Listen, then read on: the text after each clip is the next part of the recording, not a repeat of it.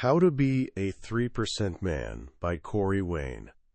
Picture this. You meet a girl, not just any girl. She's the kind of girl that quiets the room when she walks in. The kind of girl you've pictured in your daydreams. And the craziest part? She seems to like you. A lot.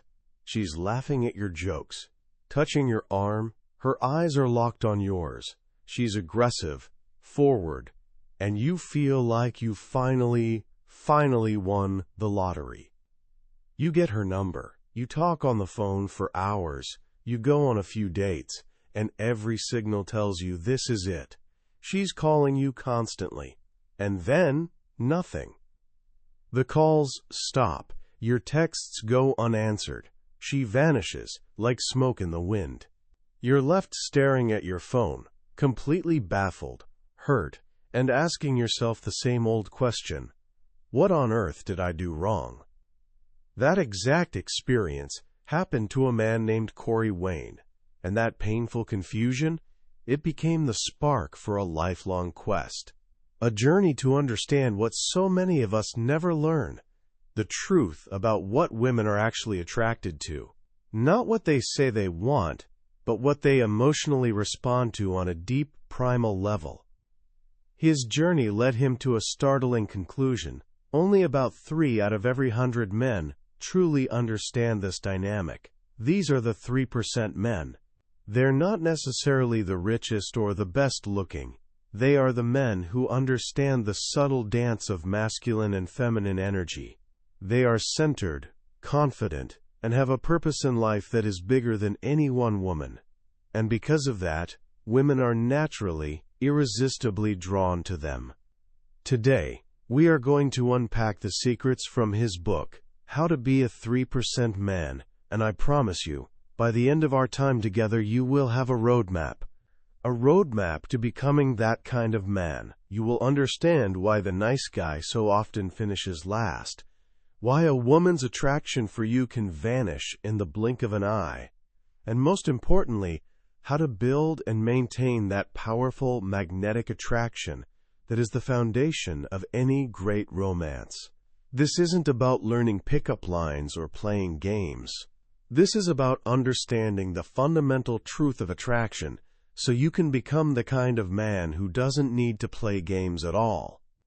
Let's begin with the most fundamental question, the one that sits at the heart of all the confusion men feel about women.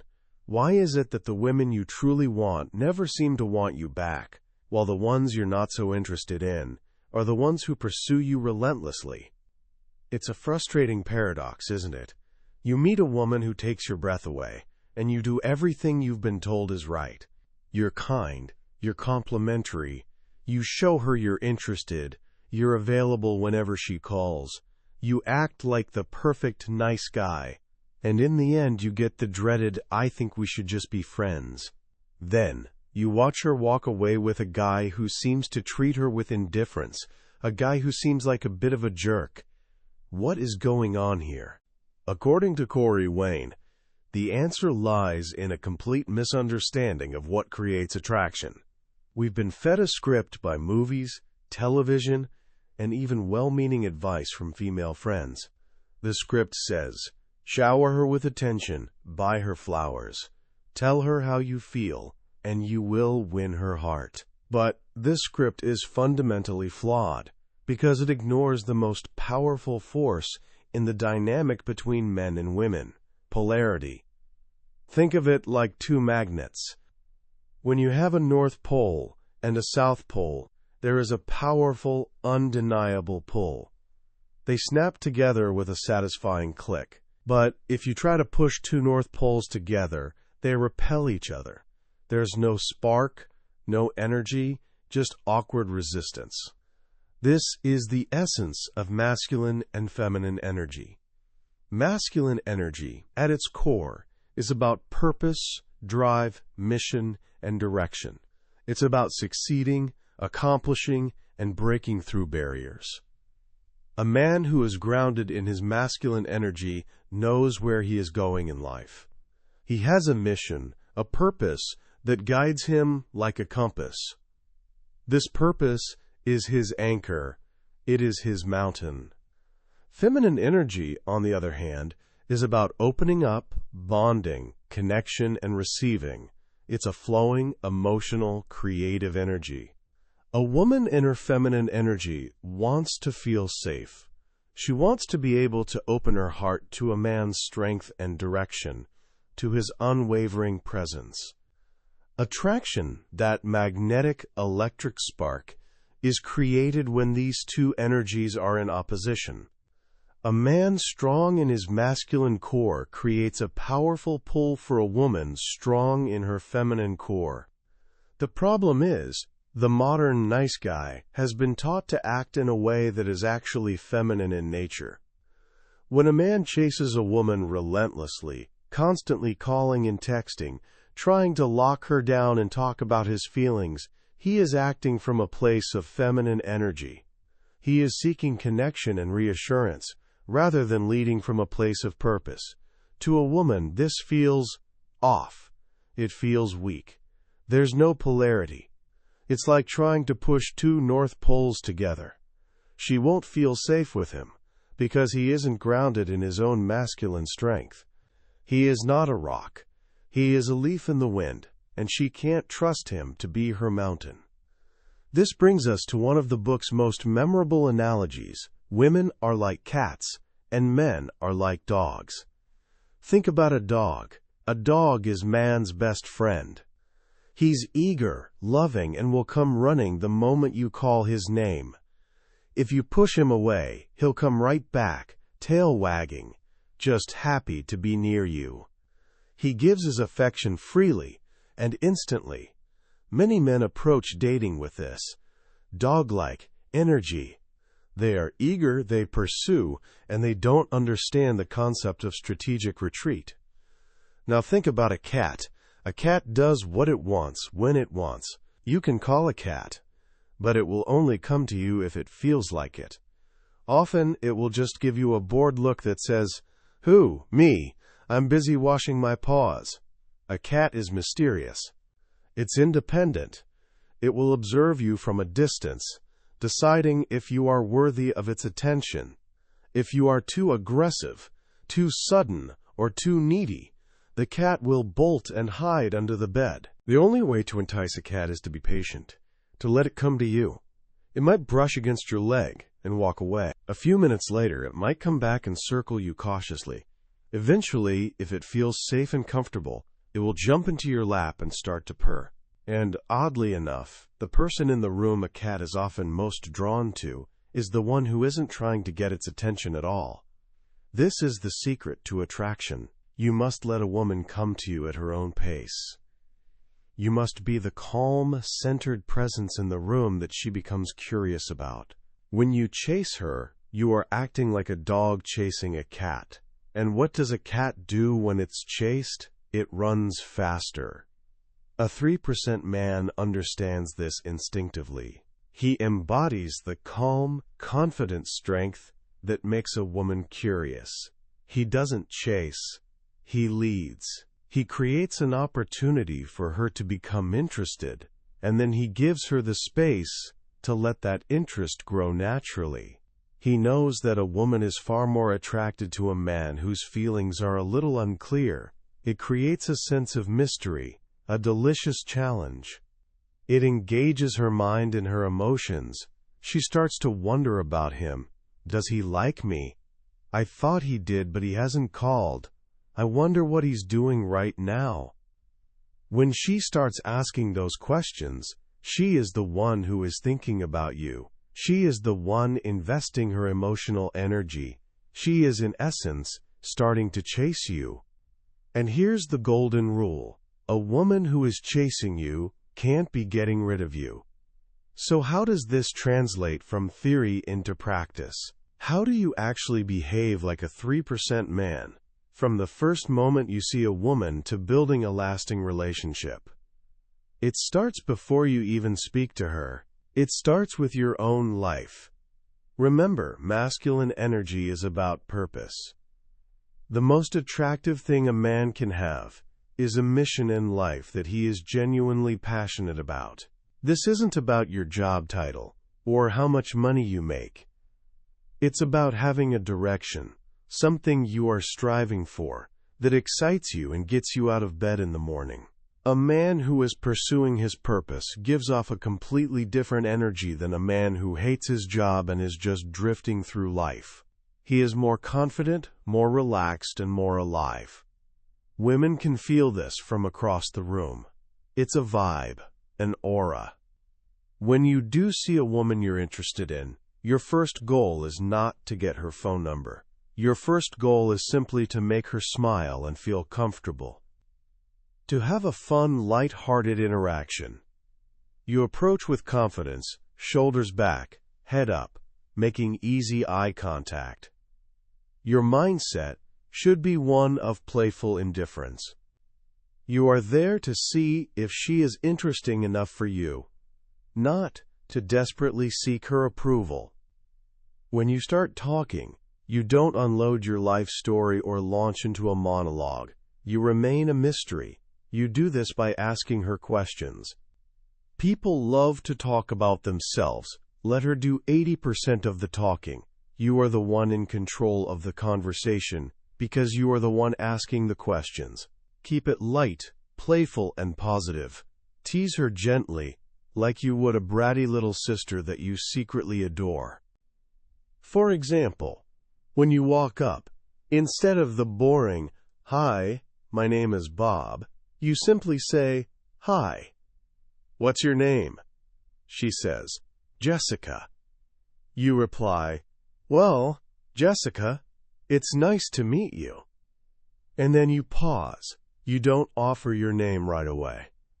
This is a small test, a subtle probe. If she has a low level of attraction, she'll just say, "Nice to meet you too," and the conversation might stall. But if she's interested, she'll ask, "And what's your name?" Right there, you've learned something valuable. She's curious, she's engaged, she's leaning in. After about 5 to 10 minutes of fun, playful conversation, you are the one who ends it.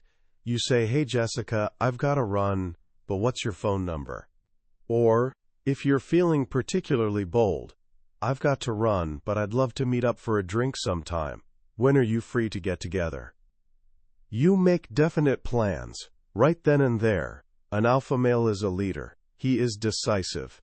He doesn't say, maybe we could, hang out sometime. He says, "Let's meet at this place, at this time." It conveys confidence and certainty. Once you have the number or the date, you leave. You give her a warm hug and walk away with purpose. This leaves her wanting more. It builds anticipation and keeps you mysterious. Now comes the part where most men completely fail, the phone call. The average guy gets a number on a Friday night and calls on Saturday morning, breathless with excitement. This screams neediness. It tells her she is the most important, most urgent thing happening in your life. A 3% man is a busy man, actively living his purpose. He has options. The rule of thumb is to wait a few days. If you meet her on a weekend, you might call her on a Tuesday or Wednesday to set a date for the following week. This space is absolutely crucial. It gives her time to wonder about you. All the other guys she met are calling her the next day, their eagerness palpable. You're the only one who isn't. You stand out. You become the mystery, the challenge, the one that got away. When you do call, you keep it short and sweet.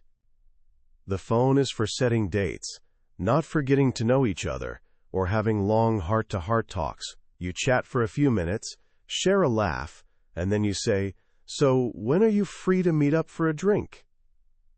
You set a definite date, time, and place. And then you get off the phone. Your goal is to see her in person, where real connection and chemistry happen. This brings us to the first date.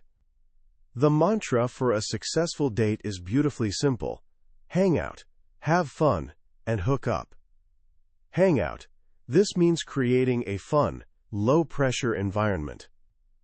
A simple drink or coffee is often better than a formal, expensive dinner for a first date. It's easy to leave gracefully if there's no chemistry.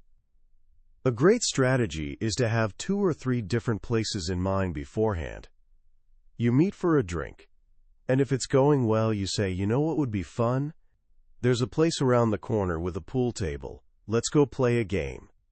By taking her to 2 or 3 different spots in one evening, it creates the psychological experience of having multiple dates in one night, which rapidly builds comfort and connection. Have fun. This is the most important part of the date. Your job is to lead the fun. Keep the conversation positive and uplifting. No complaining about your ex, your terrible job, or your problems. You are there to make her laugh and feel good in your presence. When a woman associates you with feeling good, her attraction for you skyrockets. And again, let her do most of the talking. Be genuinely fascinated by her. Listen actively to what she says. Women remember everything, and they will test you later to see if you were actually paying attention. Remembering small details she told you is one of the most powerful ways to raise her attraction. Hook up. This doesn't necessarily mean sleeping together on the first date, although it certainly can. It means you are not afraid to be a man and escalate things physically. You are not her friend. You are a potential lover. You must treat her like one. This is where you read her signals carefully. Is she bumping into you playfully? Touching your arm when she laughs? Playing with her hair? These are invitations. Green lights telling you to proceed. At the end of the date, or whenever the moment feels right, you go for the kiss. This is the kiss test. You don't ask permission. You lead. You kiss her on the lips, not the cheek. A kiss on the cheek is the kiss of death. It signals friendship and nothing more. If she kisses you back, fantastic. If she gives you the cheek, it means there's no romantic interest, and you know not to waste your time on a second date. After the first date, the mystery continues. You don't call her the next day to tell her you had a great time and can't wait to see her again. You give her space to breathe and think. You go back to the rule of calling once a week to set up 1 date per week. But something interesting starts to happen around the second or third date. If you've been doing everything right, maintaining your mystery, and being genuinely fun to be around, she will start to contact you. She might text you a day or 2 after your date and say, "I had a really fun time the other night," maybe with a smiley face. This is the turning point. This is her starting to pursue you, exactly as planned. When she reaches out, your job is simple. You chat for a minute, keep it light, and then you use her initiation as an opportunity to set the next date. "I had a great time too. When are you free to get together again?" This is the dance, the rhythm of courtship. You initiate contact once a week. She starts filling in the gaps by contacting you. As her attraction grows, she'll contact you more and more frequently. You'll go from seeing each other once a week to twice a week to 3 or 4 times a week. The frequency increases naturally at her pace. She is coming to you, drawn like a moth to a flame. You are simply opening the door when she knocks. During these first 2 months, you are still dating other women casually. You are not exclusive. This is crucial for several reasons. It maintains your abundance mindset. You are a catch, and you have options. This reality makes you even more attractive to her. She can sense it on some level. So when does it become a relationship? Simple. When she brings it up. Around week 7 or 8, if her attraction has reached a high enough level, she will be falling in love. She'll start to say things like, "So where is this going?" Or, "I'm not seeing anyone else, you know." This is her way of asking for exclusivity, of wanting to lock you down. Again, you don't just immediately agree. You playfully explore what she means. "What do you mean, where is this going? Are you trying to lock me down already?" Keep it light, keep it fun. Make it feel like it's her idea to make you her boyfriend. Because it is her idea. She's the one who wants commitment. Once you are in a committed relationship, a lot of men make the fatal mistake of thinking the job is done. They get complacent. They think, I've got the girl. Now I can relax and be myself. This is the beginning of the end, the slow death of attraction. The courtship never ends. Ever. Everything you did to make her fall in love with you is what you must continue to do to keep her in love with you. You must continue to date her regularly. You must continue to be unpredictable and mysterious. You must continue to be her rock, her unshakable mountain. This is where the polarity becomes even more important over time. A woman wants to feel safe enough to surrender completely into her feminine energy. She can only do that if she trusts deeply that you are firmly rooted in your masculine. This means you are the leader of the relationship. You handle things. You take her pain and worry away, not by solving all her problems for her, but by listening to her and being an unshakable presence. When she comes to you upset, after a hard day at work, your job is not to offer solutions or fix things. Your job is to listen. To simply be there and let her talk and vent. You ask questions like, "Tell me more," and "How did that make you feel?" You let her empty her heart, and you just hold that space for her without judgment. When she feels heard and truly understood by you, she feels safe. The emotional storm passes, and she can return to her joyful feminine self. But women will test you. They will create emotional storms just to see if you can handle them, to see if you're truly the mountain you appear to be. She might get angry or seemingly irrational. She might even say she hates you in the heat of the moment. In that moment, she does feel that way. But a 3% man doesn't get pulled into her storm. He doesn't argue with her or try to logic his way out. He stays calm, centered, and often uses humor to gently break the tension.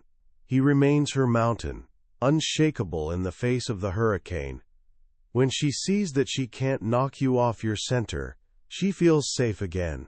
She trusts your masculine core, and her attraction for you deepens even more. Your purpose in life must always come first, even in a relationship. An alpha male will choose his purpose over a woman if forced to choose between the two. And ironically, this is what makes him so deeply attractive. He is not needy. His identity is not wrapped up in her or the relationship. He is a whole person on his own, and she is a wonderful complement to his life, not the entire center of it. The care and feeding of a woman, in the long term, is about giving her your full presence. When she gets her hair done, she wants you to notice and appreciate it. When she calls you in the middle of the day, she wants to feel your love and attention. When she is upset, she wants you to feel her heart and hold space for her emotions. By consistently being that strong, centered, loving, and unpredictable man who continues to court her enthusiastically, you keep the polarity alive. You keep the magic alive, burning bright. You become one of the 3% of men who don't just get the woman of their dreams, but know how to keep her madly in love with them for a lifetime. When you first hear the ideas in how to be a 3% man, it can be a bit jarring, maybe even controversial. The advice often seems to go against everything we've been taught about being nice and openly showing our interest. Wait days to call, let her bring up being exclusive, be a challenge. It can feel counterintuitive, maybe even a little manipulative. But as you dig deeper into the reasoning, you start to see that this isn't about games or manipulation at all. It's about understanding something much more profound. The unspoken language of attraction that flows between masculine and feminine energy. What Corey Wayne lays out is less a set of rigid rules and more a return to a natural order, a dynamic that has existed for thousands of years. It's a guide to becoming a man who is so grounded in his own purpose and confidence that he doesn't need to play games. His very presence becomes naturally attractive. The most powerful lesson in this book, in my opinion, has very little to do with women and everything to do with you as a man. The core message is not really about how to get the girl. It's about how to become the man you were always meant to be. It's a call to find your purpose, to build your confidence from the inside out, and to become a leader in your own life. The success with women is simply a natural byproduct of that internal work, a side effect of becoming your best self. When a man has a mission he's genuinely passionate about, he walks differently, he talks differently. He has a quiet strength that doesn't require validation from anyone else. This is the essence of the 3% man. He isn't trying to be attractive. He just naturally is, because he's focused on something bigger than himself. And that's why this book resonates with so many men. It's not just for single men looking to date or pick up women. The principles of polarity, leadership, and maintaining the courtship are perhaps even more vital for men who have been in a relationship for years or even decades. It's a wake-up call against complacency, a reminder that attraction is not a one-time event that happens and then stays forever. It's a fire that must be tended to, fueled, and protected every single day. So how can you start applying these ideas today in a simple, practical way? First, take 30 minutes today and think deeply about your purpose. Forget about relationships for a moment. What drives you? What do you want to build, create, or achieve in your life? What would make you jump out of bed excited every morning? Write it down. Having clarity on your own mission is the very first step to building that strong masculine core. Second, for the next week, practice being a mystery in all your interactions. In every conversation you have, whether it's with a friend, a family member, or a stranger, make a conscious effort to ask more questions and talk less about yourself. Let them do 80% of the talking. Just observe how it changes the dynamic and how people respond to you. You'll be amazed at how much more engaged people become when you are genuinely interested in them rather than trying to impress them. And third, become a dedicated student of human nature. Pay attention to body language everywhere you go. Notice the subtle dance of approach and retreat in social settings. The book provides a detailed chart of attraction levels based on a woman's actions and behaviors. You don't need to memorize it perfectly, but just start observing the world through this lens. See if you can spot the signals. This isn't about judging people. It's about learning to read the unspoken language that is being communicated all around you every day. Ultimately, this book is a challenging read because it asks you to unlearn a lifetime of cultural programming and well-meaning but incorrect advice. But it's also an incredibly empowering one. It gives you a blueprint not just for attraction, but for self-respect and self-mastery. It teaches you to be the leader of your own life, to value your own time, and to be the unshakable rock that not only attracts the woman of your dreams, but also makes her feel safe, adored, and completely free to be the joyful feminine woman she was always meant to be. That was a summary of How to Be a 3% Man by Corey Wayne. We've certainly covered the main ideas today, but I'll be honest with you. A summary can only ever be a map. The real treasure is found when you walk the path yourself. The true magic happens in those quiet moments of reading, when a particular story or a simple phrase connects with you in a way you didn't expect, like a key turning in a lock. This overview is designed to help you decide if this book is worth your time and attention.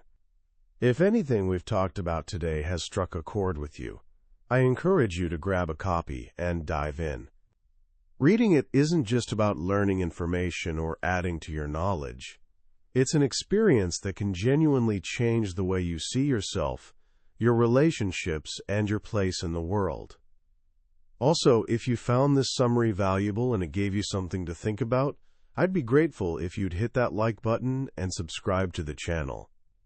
That way, you won't miss our next journey into another life-changing book. Let's keep learning and growing together.